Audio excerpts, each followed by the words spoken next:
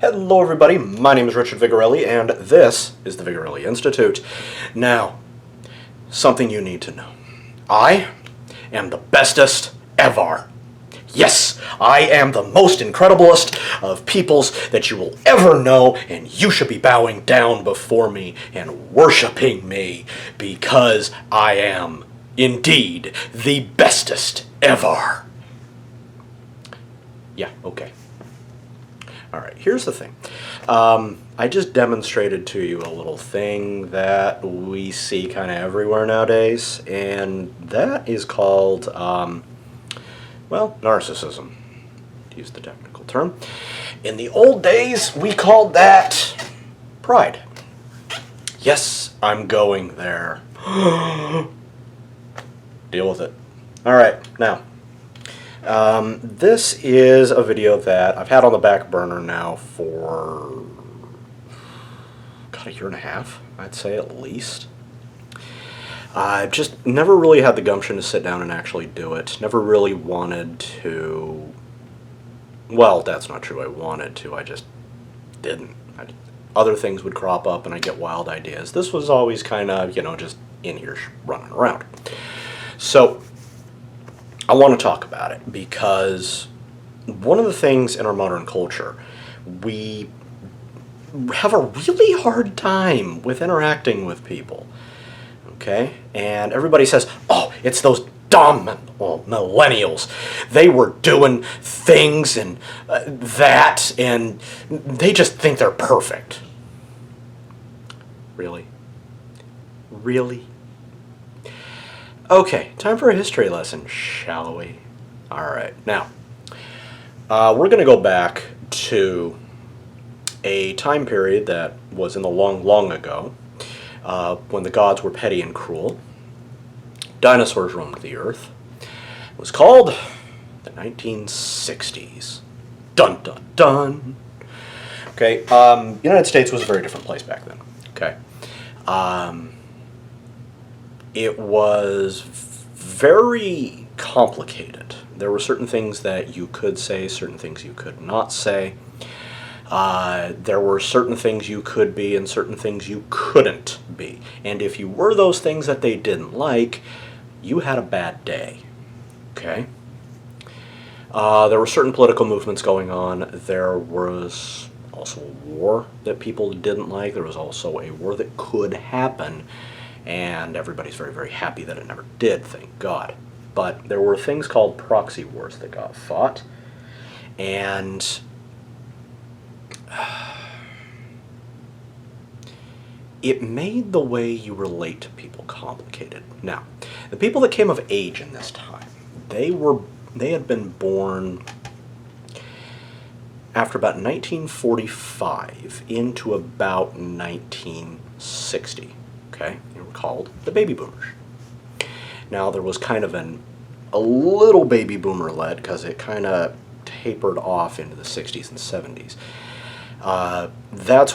We kind of got an in-between generation. That's between the boomers and between Gen X. Okay, most of them kind of lean into baby boomer zone, but why split hairs? Now,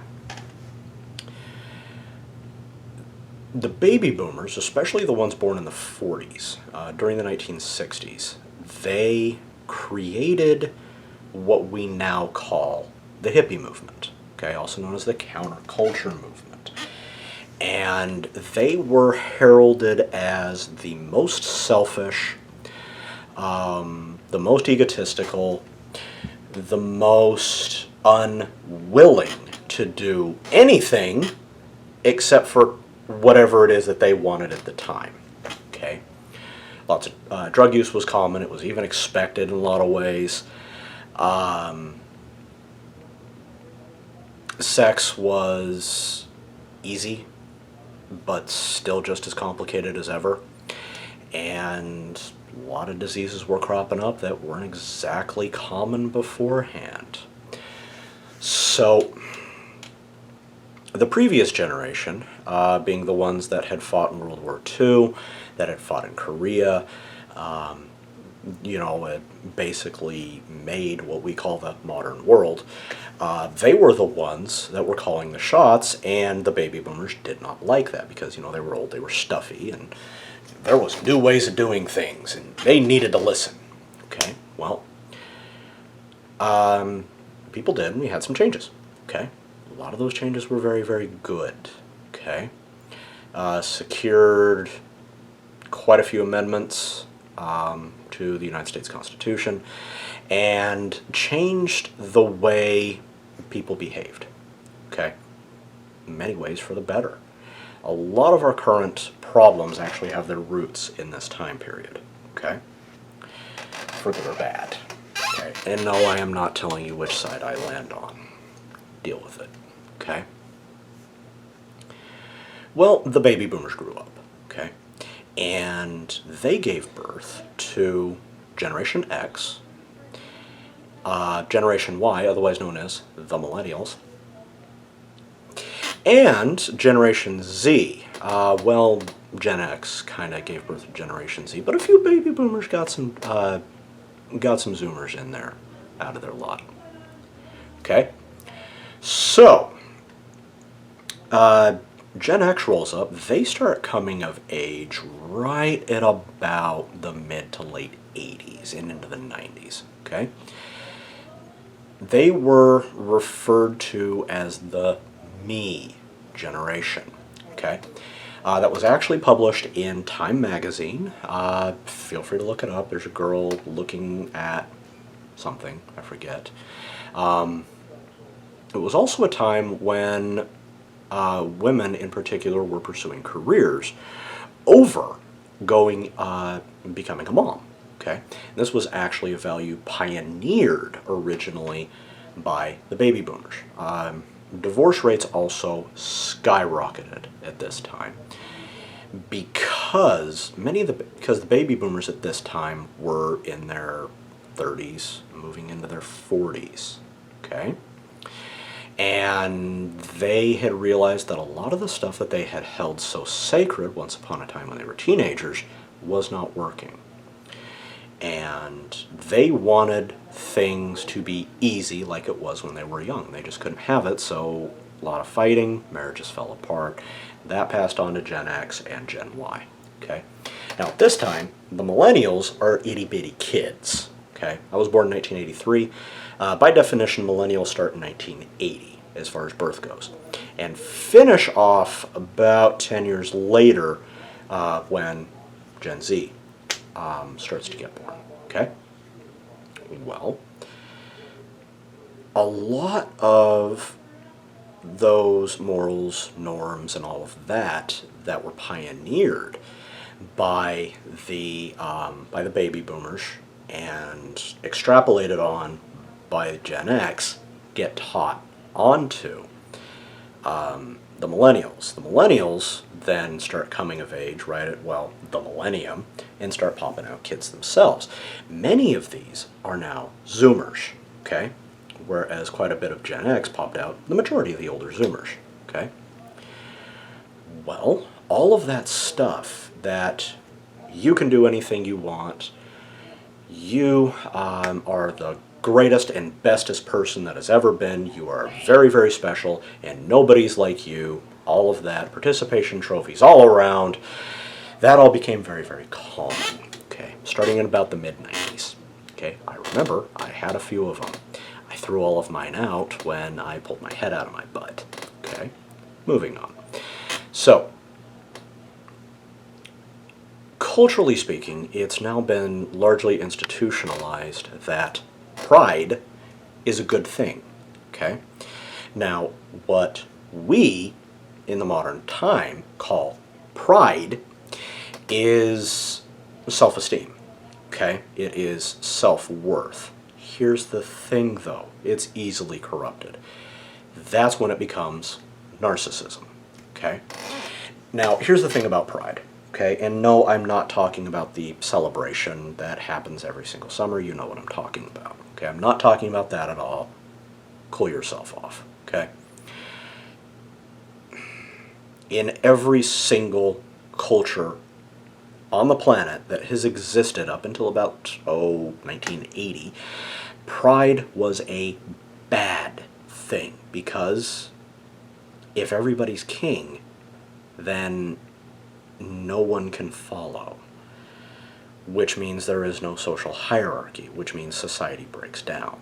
Okay, we have defined positions for a complex society to work. That's just basics. Okay, so it's fine to have self-worth and self-esteem. In fact, if you don't have that, you're not worth anything. Okay, you can't do anything because there's nothing for you to do, because you don't believe in anything that you can do. Okay, so the way you obtain self-worth and self-esteem is through achievements. Okay, by merely existing, that's not really enough. Okay, now yes, if your self-esteem is so low that you have to go back and say, you know, I am that 1 billionth sperm that actually made it. Oh boy. Okay, you're in some trouble, dude. Okay, the way self-worth comes up is you have to like yourself. Okay, you have to be able to look in a mirror and say, I like the person looking back at me. If you go, good God, you're ugly, or you're and start yelling at yourself, you're already screwed. Okay, so if you're doing that, please don't do that. That's not good for you. Okay, now you also need things that are tangible. Okay, you need accomplishments. You have to have something to show with your life. Okay, that's why going to school is a good thing, because you can say, I got that degree. I put time in, and that degree is something that I wanted to get. Okay, now here's the thing. The degree does need to actually be profitable, because, well, you have expended a lot of money over a very long term. It's called debt. If your degree doesn't help you pay off that debt, the degree is worthless. Okay? Okay. And I'm sure your masters at Starbucks will love you. Anyhow. Other things need to happen. You can probably see behind me there's a painting that I did. That I paint. I taught myself how. I like painting. It's fun. But I do it for very specific reasons. Now, right over here, I've got a dictionary, because I am also working on a conlang, in addition to several books that I'm in the middle of writing. I have a degree which is not in this room. It's not in my office.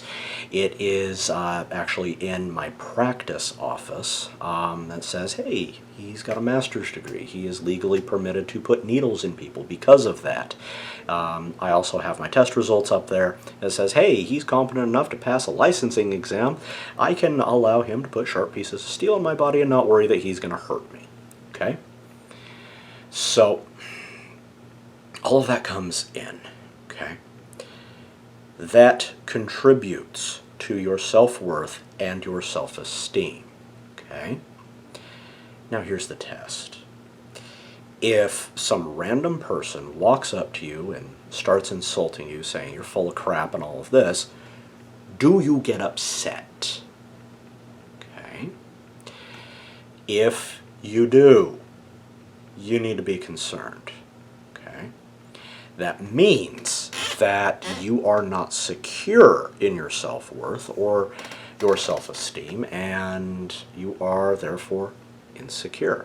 Because a secure person would say, and what do you matter? Shut up, dummy. And then you go about your day. Okay? But if you rail back at them, I'm guilty of this myself, and it's, you know, you get into a screaming match with this person who's you will never see, you will never hear their voice.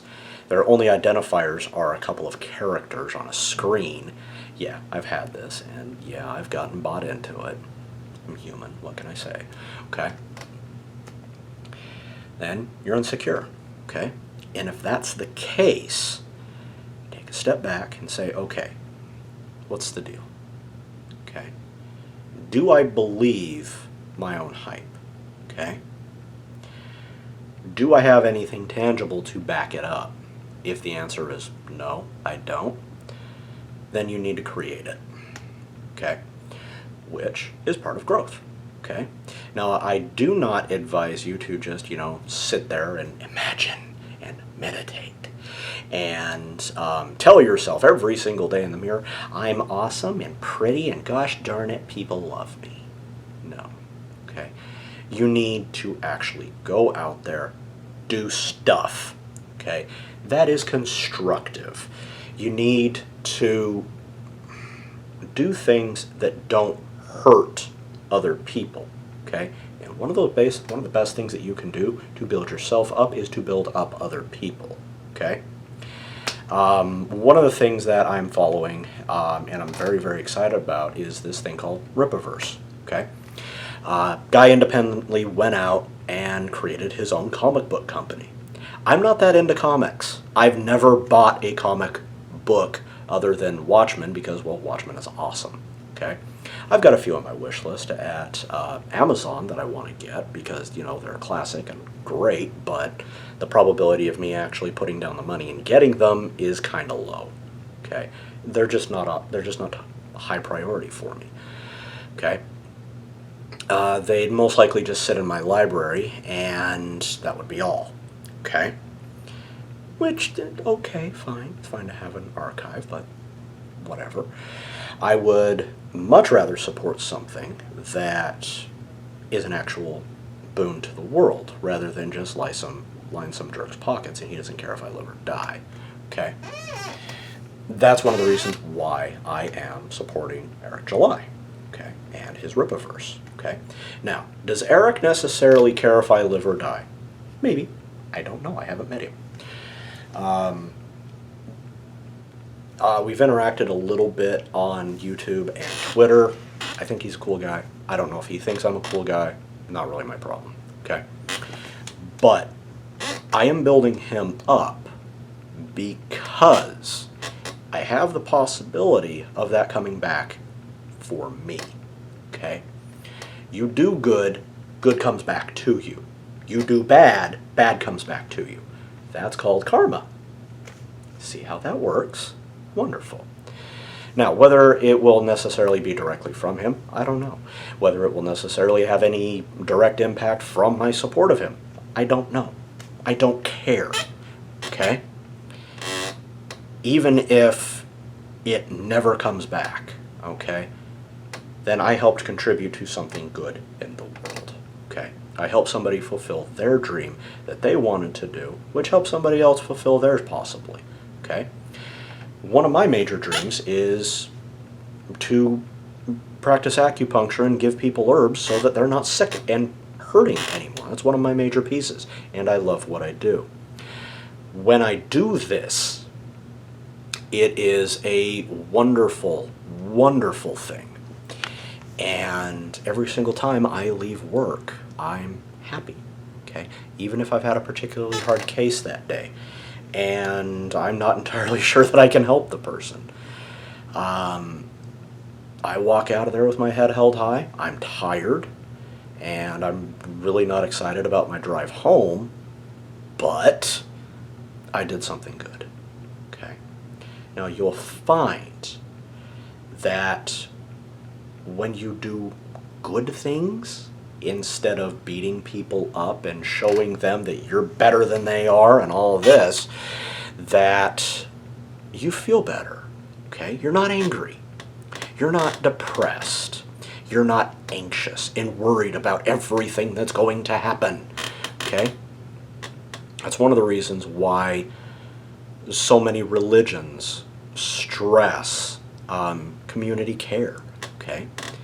Getting out there and doing something nice for someone, okay? Because that combats the negative aspects of pride. And what it combats it with is humility, okay? Humility is the natural antidote to pride, okay?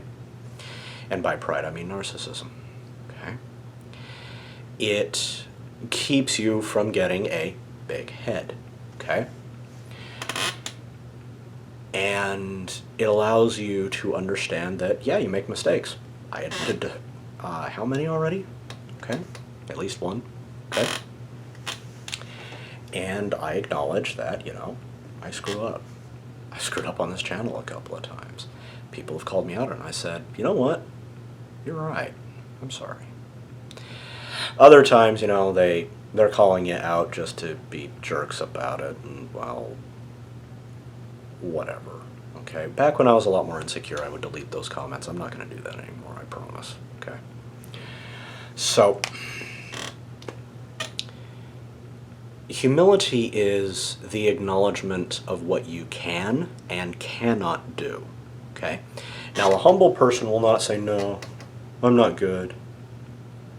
I can't do that. No, that person's extremely prideful. They're just very, very quiet about it. Okay? They're also extremely insecure. Promise ya. Okay? A humble person will say, well, I'm not exactly familiar with what you're talking about. You give me a minute, I can probably figure that out, though. Maybe. We'll see.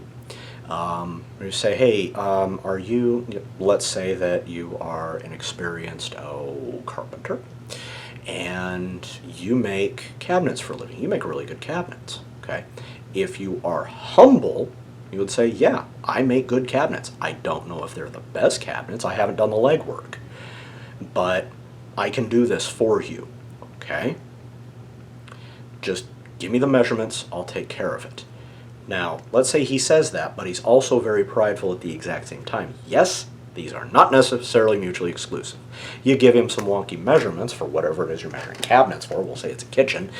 And every single time he figures it out, there's some weird discrepancy. And it's like, screw it, I'll just keep going.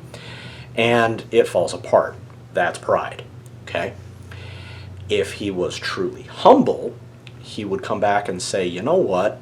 The measurements you gave me are kind of wonky. Do you mind if we remeasure? I want to make sure that I'm not missing something somewhere. Okay? Because measure twice, cut once. Okay? Comes back, measure it, and oh, look at that. What you gave him was incidentally incorrect. So, good thing he said something. Yay. Now everybody's happy. Okay? When people come in and they say, I don't know if I can do that. I tend to lose my patience with that, and that's because of my inherent insecurities. Okay? Now, patience is also a form of anti-pride. Okay? Patience is a virtue that says, it's okay. Whatever happens, happens. Okay? And there are certain things that I cannot control, such as the way another person behaves, the way another person is going to do things. I have no power over that. So I'm not going to worry about it. Now, a prideful person, on the other hand, will say, you will do exactly as I say when I tell you to do it, and you will like it. Do you understand? Okay? That's pride. And a patient person will say, all right, I need you to do this. If you cannot fulfill this role, this is an imperative. If you can't do it, I'm going to have to get someone who can. I thank you for your time of service.